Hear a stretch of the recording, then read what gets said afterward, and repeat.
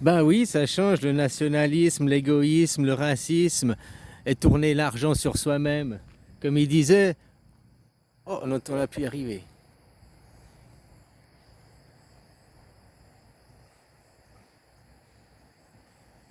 De loin, on dirait un train qui passe, une voie de CFF, quoi. Puis ça se rapproche. Oh,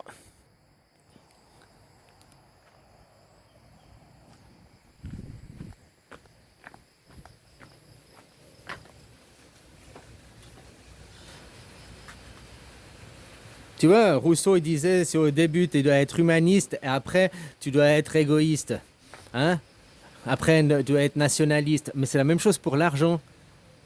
Au début, vous claquez votre fric, et après, plus ils deviennent vieux, plus ils deviennent égoïstes et radins, et ils gardent les richesses plus pour eux, quoi. Alors que c'est l'inverse, plus t'es vieux, moins t'as besoin d'argent, quoi. T'es vieux, tu vas crever, ton avenir, il est quasiment fini. Ah, prends pas au premier degré ce que je dis, quoi. Mais c'est pas eux qui ont besoin d'accumuler, c'est pas eux, les vieux qui ont besoin de la richesse. C'est les jeunes qui ont besoin de la richesse pour continuer à développer l'avenir. Les vieux sont voués à mourir, hein. Les vieux, au bout d'un moment, sont voués à partir. Et c'est pas à eux de choisir, c'est à l'État de choisir. Quand l'arbre il meurt, c'est pas lui qui dit je vais donner à mon fils. Il meurt, c'est la terre qui récupère, la nation qui récupère. Bien sûr, c'est pas à l'autre bout du champ, c'est pas à l'autre bout du champ que l'arbre il meurt ici, il va enrichir ici, hein. La commune, le canton, l'endroit où il va pas aller enrichir l'autre bout de la planète.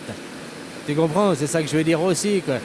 Les premiers privilégiés, c'est quand même tes enfants s'ils sont là.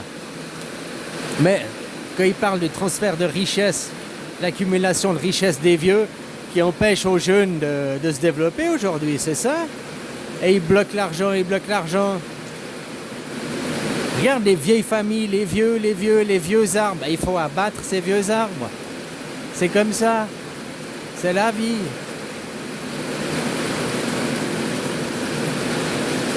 Donc tu vois, être le système suisse, c'est l'inverse. D'abord, on te forme à être un radin, à te développer toi, et après, à t'émanciper, après, à devenir généreux, ouvert aux autres.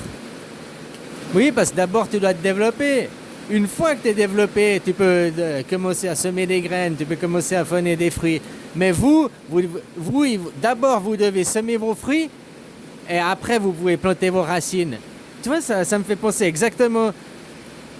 Eux, ils te donnent jamais l'argent. Eux, pour le capital, dans le capitalisme, ils veulent déjà être sûrs du retour sur investissement. Ils veulent être sûrs de combien ça va me rapporter. Ils veulent être sûrs du fruit avant même de te laisser t'implanter. Ils veulent être sûrs du fruit, quoi. Te dis que non, tu dois laisser se développer et tu verras le fruit qui émerge. Après, si c'est pas des bons fruits, bah tu coupes l'arbre. C'est tout, hein. Bon, ben dans la vie, il n'y a rien qui est inutile, hein. Dans la vie, tout est utile. À part dans la monoculture, quoi, hein. Voilà, quoi. Donc ça change aussi sur la psyché évolutive des gens, quoi.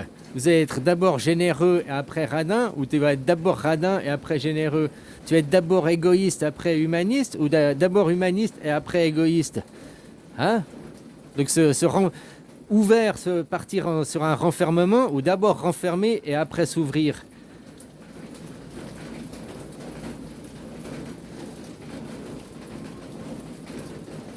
Voilà, la vie montre que d'abord, sur soi, ses racines, sa race, on se développe et après, on s'émancipe. Je te dis, même le système financier est d'abord, on veut être sûr des fruits, et si tu as des fruits, ils laissent t'enraciner. Je te dis, dans leur système, pas tout le monde peut devenir riche. Dès qu'il y en a qui dépassent une certaine somme, non, ils ne te laissent pas t'implanter, ils ne te laissent pas faire tes racines s'ils estiment que ton fruit ne correspond pas à leur monoculture. Si toi tu veux implanter du polythéisme ou si toi tu veux implanter une autre culture que leur monoculture, alors ils te couperont à la racine. Ils te couperont par les financements à la racine. Si on te coupe le tronc, si on te coupe à la racine, tu n'as plus les financements, hein. C'est comme ça qu'ils attaquent les gens, par l'argent, quoi. en lui faisant perdre son travail, en lui faisant perdre sa famille, en lui faisant perdre son statut social. Il lui coupe ses racines. C'est des racistes, quoi. T'as dit que le système suisse, c'est l'inverse. Tu développes. Si t'as pas un bon fruit, bon, bah. Non, et tout est utile dans la vie, tout est utile, quoi. Tout le monde peut planter ses racines, la Suisse. Et la Suisse est Israël, Suisse-Raël. C'est les valeurs d'Israël. Les Suisses sont les vrais peuples israéliens. Aujourd'hui.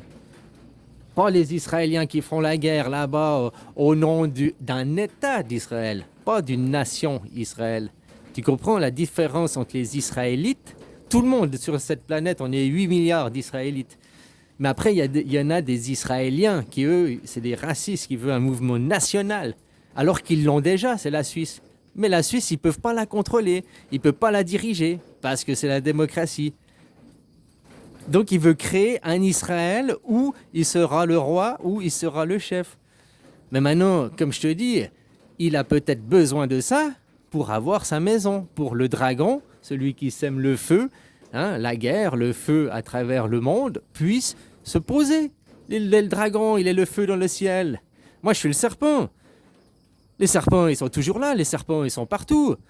Les serpents, sauf que tu les vois pas. Hein. Quand le serpent il t'a mordu, que tu as sa piqûre, c'est trop tard. T'as le venin, tu vas crever. Quoi.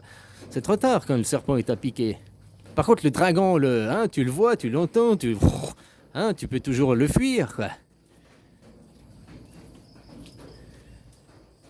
Mais le dragon a besoin d'une maison pour se poser,